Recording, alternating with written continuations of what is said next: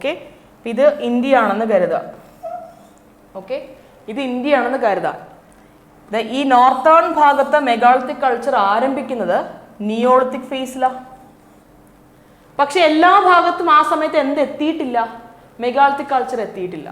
Especially നിങ്ങൾ south India ഭാഗത്തൊക്കെ നോക്കിക്കഴിഞ്ഞാൽ സൗത്ത് ഇന്ത്യയിൽ ഈ ഒരു മെഗാളിത്തിക് കൾച്ചർ എത്തുന്നത് ചാൽക്കോളിത്തിക് അയണേജ് കാലഘട്ടങ്ങളാണ്. കുറച്ചുകൂടി ലേറ്റർ ഫേസിലാണ് സൗത്തിലേക്ക് ഈ മെഗാളിത്തിക് കൾച്ചർ സ്പ്രെഡ് ആവും. അതുകൂടി ഒന്ന് നോട്ട് ചെയ്ത് വെക്കാം. ഓക്കെ, നിയോളിത്തിക് കാലഘട്ടത്തിൽ ആരംഭിച്ചു, പക്ഷെ സൗത്തിൽ അത് ചാൽക്കോളിത്തിക് ആൻഡ് അയണേജ് പീരീഡുകളിലാണ്, ഇനി അങ്ങോട്ട് വരുന്ന പീരീഡുകളിലാണ് മെഗാളിത്തിക് കൾച്ചർ സ്റ്റാർട്ട് ചെയ്യുക. കുറച്ച് ലേറ്റ് ആയിട്ടുള്ള ഒരു ഫേസ് ആണ് നമുക്ക് സൗത്തിലേക്ക് കാണാൻ പറ്റുക.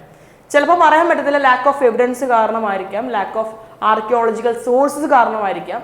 ഇപ്പോഴും എക്സ്കവേഷൻസ് ആർ ഗോയിങ് ഓൺ. നമുക്കറിയില്ല ഇൻ ദ ഫ്യൂച്ചറിൽ എന്തായിരിക്കും പഠിക്കാൻ പോവാം.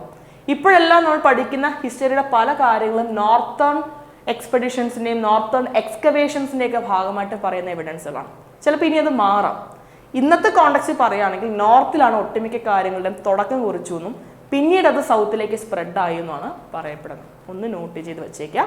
ഒന്ന് രണ്ട് എക്സാമ്പിൾസ് വേണമെങ്കിൽ നേരത്തെ കാണിച്ചതല്ലേ, ഇതുപോലെയൊക്കെ ഡിഫറെൻറ്റ് ടൈപ്പ് ഓഫ് എന്തുണ്ട്, ഇതെല്ലാം മെഗാളിത്തിക് സോർട്സ്. മെൻഹീറുകളാണെങ്കിലും ഏൺ ആണെങ്കിലും സ്റ്റോൺ പിറ്റുകളാണെങ്കിലും ഇതിനൊക്കെ സിസ്റ്റ് എന്ന് പറയും. നമ്മുടെ അന്നത്തെ കൊടുമണൽ എന്ന് പറഞ്ഞ സ്ഥലമുണ്ട്, അവിടെ സിസ്റ്റ് ഉണ്ട്. ദിസ് ഇസ് ഡോൾമെൻ, സാർക്കോഫാഗസ്, കൊടക്കല്ല്, ഓക്കെ, തൊപ്പിക്കല്ല്, ഇതാണ് തൊപ്പിക്കല്ല്, അതുപോലെ പത്തിക്കല്ല്. ഇങ്ങനെ കുറേ ഡിഫറെൻറ്റ് ടൈപ്സ് ഓഫ് മെഗാളിത്തുകൾ നമുക്ക് കാണാൻ കഴിയും. ജസ്റ്റ് കാണിച്ചു തരാൻ വേണ്ടി മാത്രമാണ് ഈ ഒരു സ്ലൈഡ് നിങ്ങൾക്ക് തന്നിരിക്കുന്നത്. നോട്ട് ചെയ്ത് വച്ചേക്കാം. നോക്കുക, ഇമ്പോർട്ടൻറ്റ് സൈറ്റുകൾ ഞാൻ ജസ്റ്റ് മാപ്പിൽ കാണിച്ചു തരാം. ആദ്യത്തെ പ്രധാനപ്പെട്ട സൈറ്റ് ഞാൻ നിങ്ങളോട് പറഞ്ഞു, ദിസ് ഇസ് ബുർസാഹോം അല്ലെ. ബുർസാഹോം ആദ്യത്തെ നിയോളിത്തിക് സൈറ്റ് ആണ് ഇന്ത്യയിൽ നിന്ന് കണ്ടെത്തുന്നത്. ഡോഗ് ബറിയൽസും പിറ്റ്വെല്ലിങ്സ് ഉണ്ടെന്ന് പറഞ്ഞില്ലേ, അതാണ് ബുർസാഹോം. അതിന് തൊട്ടടുത്ത് തന്നെ ഉള്ളതാണ് ഗുഫ്ക്രാൾ. ഇത് രണ്ടും കശ്മീരിലാണ്. ഓക്കെ, പിന്നെ അതാ നോക്കിയേ Mehrgarh. This is very important. ഇന്നത്തെ പാകിസ്ഥാനിൽ ലൊക്കേറ്റ് ചെയ്തിരിക്കുന്ന സൈറ്റാണ്. ഇന്നത്തെ ബലൂചിസ്ഥാൻ പ്രൊവിൻസിലായിട്ടൊക്കെ വരും. പാകിസ്ഥാന്റെ ബലൂചിസ്ഥാൻ പ്രൊവിൻസിലായിട്ടൊക്കെ വരുന്ന ഒരു പ്രദേശമാണ് മെഹഡ്ഗഡ്. പിന്നെ ഇതാ ചിറണ്ട് എവിടെയുള്ളത്? ഇന്നത്തെ ബീഹാറിന്റെ ഭാഗത്താണ്. പിന്നെ നിങ്ങൾ ആസാമിന്റെ ഭാഗത്ത് പോയി കഴിഞ്ഞാൽ, നേരത്തെ ഞാൻ പറഞ്ഞിട്ടില്ല പക്ഷെ ഒന്ന് നോട്ട് ചെയ്ത് വെക്കുക, ആസാമിന്റെ ഭാഗത്ത് പോയി കഴിഞ്ഞാൽ ഒരു സൈറ്റ് ഉണ്ട്, ദവോജാലിംഗ് ഹാദിങ് എന്ന് പറയും. ദവോജാലിംഗ്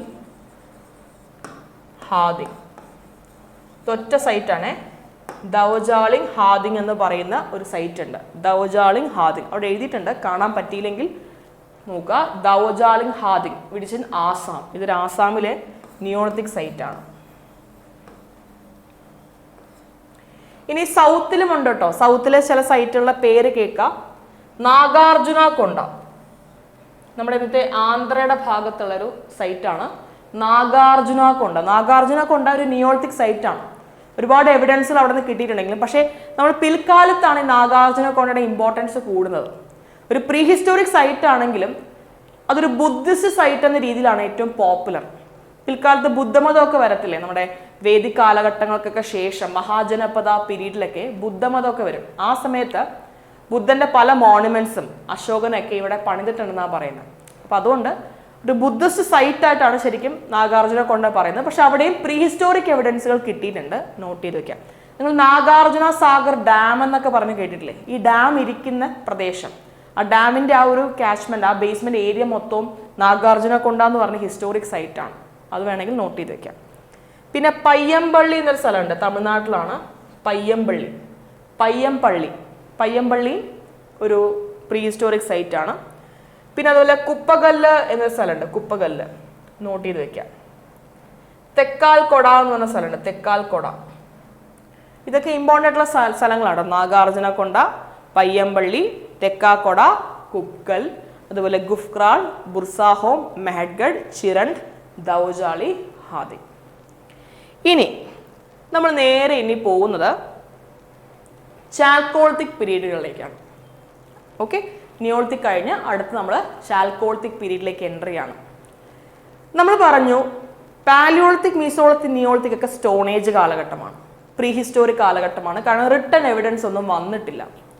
അത് കഴിഞ്ഞ് വരുന്നൊരു കാലഘട്ടമാണ് പ്രോട്ടോ ഹിസ്റ്റോറിക് പീരീഡ് എന്ന് പറയുന്നത്. നിയോളിത്തിക് എല്ലാം കഴിഞ്ഞിട്ട് വരുന്നൊരു കാലഘട്ടം, നമ്മൾ അതിനെ പ്രോട്ടോ ഹിസ്റ്റോറിക് പീരീഡ് എന്ന് വിളിക്കും. കാരണം ആ കാലഘട്ടത്തിൽ റിട്ടൺ എവിഡൻസ് ഉണ്ട്, റൈറ്റിങ്സും മറ്റും എല്ലാം കിട്ടിയിട്ടുണ്ട്. പക്ഷേ എന്താണ് അതിനകത്ത് എഴുതിയിരിക്കുന്നു എന്നുള്ള കാര്യം ഡെസിഫൈ ചെയ്തിട്ടില്ല, മനസ്സിലാക്കാൻ പറ്റിയിട്ടില്ല. അതാണ് പ്രോട്ടോ ഹിസ്റ്ററി. പ്രോട്ടോ ഹിസ്റ്റോറിക് പീരീഡിൽ വരുന്ന ഒരു കാലഘട്ടമാണ് ചാൽക്കോളിത്തിക് ഏജ്. ഇവിടെ കല്ലുകളും ഉപയോഗിക്കുന്നുണ്ട്. കല്ലുകൾക്ക് പുറമെ ആദ്യമായിട്ടൊരു മെറ്റലും മനുഷ്യൻ ഉപയോഗിച്ചു തുടങ്ങി. ഏത് മെറ്റലാണ് ആദ്യമായിട്ട് മനുഷ്യൻ ഉപയോഗിച്ചു തുടങ്ങിയത്? It was copper. Okay, it was copper. സ്റ്റോണിന് പുറമെ, സ്റ്റോണും ഉപയോഗിക്കുന്നില്ല എന്നല്ല കേട്ടോ, സ്റ്റോണും ഉണ്ട്, സ്റ്റോണിന് പുറമെ കോപ്പറും നമ്മൾ ഉപയോഗിക്കുന്നുണ്ട്. കോപ്പർ എന്നുള്ള സംഭവം ഉപയോഗിക്കുന്നത് കൊണ്ടാണ് നമ്മൾ ചാൽക്കോ ലിത്തിക് എന്ന് തന്നെ പറഞ്ഞത്. ലിത്തിക് ഉണ്ടല്ലേ, കല്ലുണ്ട്, പക്ഷെ എന്ത് കൂടിയുണ്ട്? ചാൽക്കോ. ചാൽക്കോ സ്റ്റാൻഡ്സ് ഫോർ കോപ്പർ. അപ്പൊ കോപ്പർ ഏജ് കാലഘട്ടം from 4000 BC to 1500 BC. 4000 BC മുതൽ 1500 BC വരെയുള്ള ഒരു കാലഘട്ടം. ഇതാണ് ചാൽക്കോളിത്തിക് ഫേസ്. ഓക്കെ, ഇവിടെ മനുഷ്യൻ ആദ്യമായിട്ട് കോപ്പർ ഉപയോഗിച്ച് തുടങ്ങിയത്. First metal used by man in India. ഇനി ഈ കാലഘട്ടത്തിന് മറ്റൊരു പ്രത്യേകത കൂടിയുണ്ട്. നോക്കുക, ചാൽക്കോളിത്തിക് പീരീഡിന്റെ ഒരു മിഡിൽ ഹാഫ് ആയിട്ട്, മിഡിൽ എന്ന് പോലും പറയാൻ പറ്റത്തില്ല, ഇപ്പൊ 4000 മുതൽ 1500 എന്നല്ലേ പറഞ്ഞു. ഇതിൽ തന്നെ ഏകദേശം ഒരു 3300നും ഒരു 1800 BCക്കും ഇടയിലുള്ള പീരീഡ്. 4000നും 1500നും ഇടയിൽ ചാൽക്കോളിത്തിക് പീരീഡ്. അതിനകത്ത് തന്നെ 3300നും 1800 BCക്കും ഇടയിലുള്ള പീരീഡ് ഇല്ലേ, that period is actually this Indus Valley civilization, the period of IVC. Indus Valley civilization അഥവാ ഹാരപ്പൻ സിവിലൈസേഷൻ നടക്കുന്നത് ഈ കാലഘട്ടങ്ങൾക്കിടയിലാണ്, ബിറ്റ്വീൻ 3300 BC ടു 1800 BC. ഈ ഇൻഡസ് വാലി സിവിലൈസേഷൻ നമ്മൾ പഠിക്കുമ്പോൾ നിങ്ങൾക്ക് മനസ്സിലാവും, this is an example of bronze age civilization. Bronze age കാലഘട്ടത്തിന്റെ എക്സാമ്പിൾ ആയിട്ടാണ് നമ്മൾ IVC പഠിക്കാറുള്ളത്. പക്ഷെ ഞാൻ നിങ്ങളോട് പറഞ്ഞു ചാൽക്കോളിത്തിക്കിനകത്ത് തന്നെ IVC വരിക, അപ്പൊ പിന്നെ അതിനെ ബ്രോൺസ് ഏജ് എന്ന് വിളിക്കേണ്ട ആവശ്യമുണ്ടോ? ചാൽക്കോളിത്തിക് എന്ന് പറഞ്ഞാൽ പോരെ? അല്ല, ചാൽക്കോളിത്തിക് എന്ന് വെച്ചാൽ എന്താ? കോപ്പർ ഉപയോഗിക്കുന്ന കാലഘട്ടമാണ്. അതിനകത്ത് തന്നെ കോപ്പറിന്റെ തന്നെ മറ്റൊരു അലോയാണ് ബ്രോൺസ് എന്ന് പറയും. അപ്പൊ ചാൽക്കോളിത്തിക് കാലഘട്ടങ്ങൾക്കകത്ത് തന്നെ ബ്രോൺസ് ഉപയോഗിച്ച് തുടങ്ങുന്ന കാലഘട്ടം കൂടിയാണ് ദിസ് പീരീഡ്. അതുകൊണ്ട് NCERTക്ക് അകത്തും UPSC എക്സാംസിന് വരെ IVCയെ ഒരു ബ്രോൺസ് ഏജ് കാലഘട്ടമായിട്ടാണ് പറയപ്പെടുന്നത്. പക്ഷേ it comes under a huge chalcolithic period. Chalcolithic പീരീഡിലാണെങ്കിലും അകത്ത് ബ്രോൺസ് ഏജ് ആണ്, കുറച്ചുകൂടെ സ്പെസിഫൈ ചെയ്ത് പറഞ്ഞു കഴിഞ്ഞാൽ. കോപ്പറിന്റെ തന്നെ ഒരു അലോയി ആട്ടോ ബ്രോൺസ്. കോപ്പറിൽ നിന്ന് തന്നെ ഉണ്ടാക്കുന്ന ഒരു വസ്തുവാണ് ബ്രോൺസ് എന്ന് പറയുന്നത്, അലോയി ആണ്. ഓക്കെ, അതുകൂടി വേണമെങ്കിൽ നോട്ട് ചെയ്ത് വെക്കാം. അതുകൊണ്ട് തന്നെ ഈ ഒരു ഇൻഡസ് വാലി സിവിലൈസേഷൻ നിങ്ങളൊരു റെഫറൻസ് പോയിന്റ് ആയിട്ട് വെച്ചു കഴിഞ്ഞാൽ ചാൽക്കോളിത്തിക് പീരീഡിലെ പല സ്ഥലങ്ങളിലും ഹാരപ്പൻ സിവിലൈസേഷൻ വരുന്നതിന് മുമ്പുള്ള എവിഡൻസുകൾ നമുക്ക് കിട്ടും. ആ കാലഘട്ടം, ആ ഹാരപ്പൻ സിവിലൈസേഷൻ നടക്കുന്ന കാലഘട്ടത്തെക്കുറിച്ചും എവിഡൻസ് കിട്ടും. അതുപോലെ ഹാരപ്പന്റെ ഡിക്ലൈന് ശേഷമുള്ള എവിഡൻസും നമുക്ക് ഈ ചാൽക്കോളിത്തിക് സൈറ്റുകളിൽ നിന്ന് കിട്ടും. ഓക്കെ, കാരണം 4000 BC ആരംഭിച്ചൊരു ചാൽക്കോളിത്തിക് സൈറ്റാണെന്ന് കരുതുക. ആ സൈറ്റ് IVC ഉണ്ടായിരുന്ന സമയത്തും കണ്ടംപററി ആയിരുന്നു. IVC ഇല്ലാണ്ടാവുന്ന എപ്പോഴാ? 1800 അത് കഴിഞ്ഞിട്ടും ചാൽക്കോളിത്തിക് പീരീഡ് ഇല്ലേ? അപ്പോൾ ഒരു സൈറ്റ് 4000 BC സ്റ്റാർട്ട് ചെയ്ത സൈറ്റ് IVC ഉണ്ടായിരുന്ന സമയത്തും ഉണ്ട്, അവർ ഇല്ലാണ്ടായതിനു ശേഷവുമുണ്ട്. എന്ന് വെച്ചാൽ പ്രീ ഹാരപ്പൻ ഫേസിലെ എവിഡൻസും ഇത്തരം സൈറ്റുകൾ അവൈലബിൾ ആണ്. പ്രസന്റ് ആ കാലഘട്ടത്തിലെ എവിഡൻസും അവൈലബിൾ ആണ്. പോസ്റ്റ് ഹാരപ്പൻ ഫേസിലെ എവിഡൻസുകളും അവൈലബിൾ ആണ്. അങ്ങനെയുള്ള സൈറ്റുകളാണ് ഈ ചാൽക്കോളിത്തിക് സൈറ്റുകൾ എന്ന് പറയപ്പെടുന്നത്. മനുഷ്യൻ കോട്ടന്റെ പ്രൊഡക്ഷൻ ആരംഭിച്ചത് ഈ സമയത്താണ്. കോട്ടൺ ലോകത്തിൽ തന്നെ ആദ്യമായിട്ട് കോട്ടന്റെ പ്രൊഡക്ഷൻ സ്റ്റാർട്ട് ചെയ്തത് ഈ ഇന്ത്യയിലാണ് എന്നാണ് പറയപ്പെടുന്നത്. ഇന്നും അങ്ങനെയാ, കോട്ടന്റെ മേജർ പ്രൊഡക്ഷൻ നല്ലൊരു ശതമാനം ഇന്ത്യയിലുണ്ട്. ഇന്നത്തെ അഹമ്മദാബാദ്, ഗുജറാത്ത് ഭാഗങ്ങളിലൊക്കെയാണ്, ഗുജറാത്ത് മഹാരാഷ്ട്ര ഭാഗങ്ങളിലൊക്കെയാണ് ഏറ്റവും കൂടുതൽ കോട്ടൺ കൾട്ടിവേറ്റ് ചെയ്യുന്നത്. പിന്നെ കുറച്ച് കർണാടകയുടെ ഭാഗത്തുണ്ട്.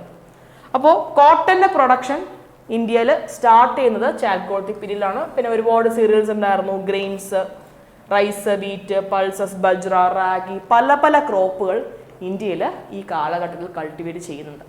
ഓക്കെ, മാത്രമല്ല ഇതേ ചാൽക്കോളിത്തിക് ഫേസിലാണ് ട്രേഡിന്റെ കോൺസെപ്റ്റും സ്റ്റാർട്ട് ചെയ്യുന്നത്. അതുകൂടി വേണമെങ്കിൽ നോട്ട് ചെയ്ത് വെക്കാം. കച്ചവടങ്ങൾ, കൊമേഴ്ഷ്യലൈസേഷൻ ഓഫ് ക്രോപ്സ്, ഫുഡ് ക്രോപ്സും അതുപോലെ തന്നെ മറ്റു കോട്ടണും മറ്റുമെല്ലാം കൊമേഴ്ഷ്യലൈസ് ചെയ്ത് തുടങ്ങുന്നതും ഈ സമയത്താണ്. ട്രേഡ് വർദ്ധിക്കുന്നതും ട്രേഡിന്റെ ഒരു ആരംഭം എന്നൊക്കെ പറയുന്നതും ചാൽക്കോളിത്തിക് ഫേസിലാണ്. അതും വേണമെങ്കിൽ നോട്ട്